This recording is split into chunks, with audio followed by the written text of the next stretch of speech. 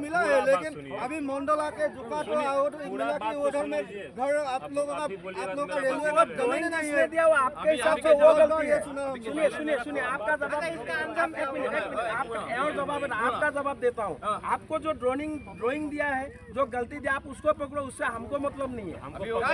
आप सार्कुल का आदमी है, उनसे बात करो। अभी सार्कुल का आदमी आके बोला इधर में आसाम लैंड रेवेन्यू एक्ट, इधर का स्टेट का खुद का एक लॉ है। तो ये जो मंडल है उधर वो सब बोल दिया कि ये रेलवे का जमीन ही नहीं है। नहीं ये सब नहीं। वो एसएससी कहा गया, शर्मा कहा गया। उससे बात करो।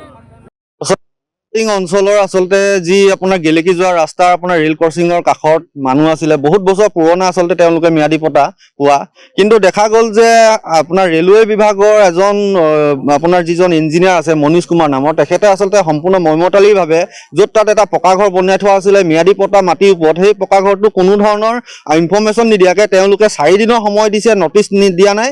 4 দিনৰ সময় দি পানি তেওঁলোকে ইয়াত মানে গোটেই পকা ঘৰটো ভাঙি দিলে। এখন ঘৰ আচলতে মানুহে বহুত সপোনত নাই, কিন্তু তেওঁলোকে নিজৰ মাটি বুলি কৈ যি এইটো ভাঙি দিলে, ইয়াত সম্পূৰ্ণ মইমতালিয়া দেখা পাইছো।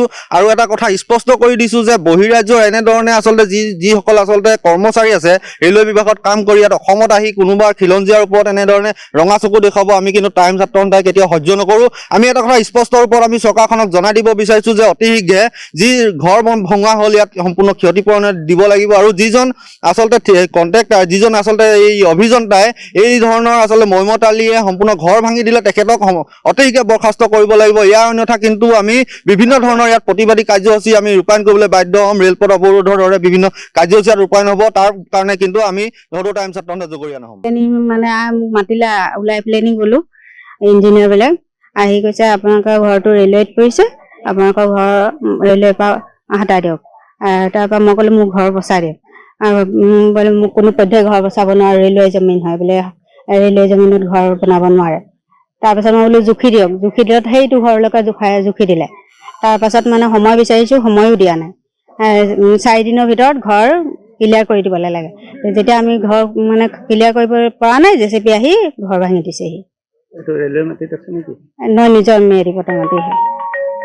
উচিত বিচাৰ লাগে, মোৰ ঘৰ গছ গছনি যিবিলাক আছিলে সেইবোৰ মোক ঘূৰাই পেলাই নিলাগে, ক্ষতিপূৰণটো মোক ঘূৰাই লাগে। যিকোনো খবৰৰ বাবে যোগাযোগ কৰক 7099017330 লগতে 7099017110 নম্বৰত।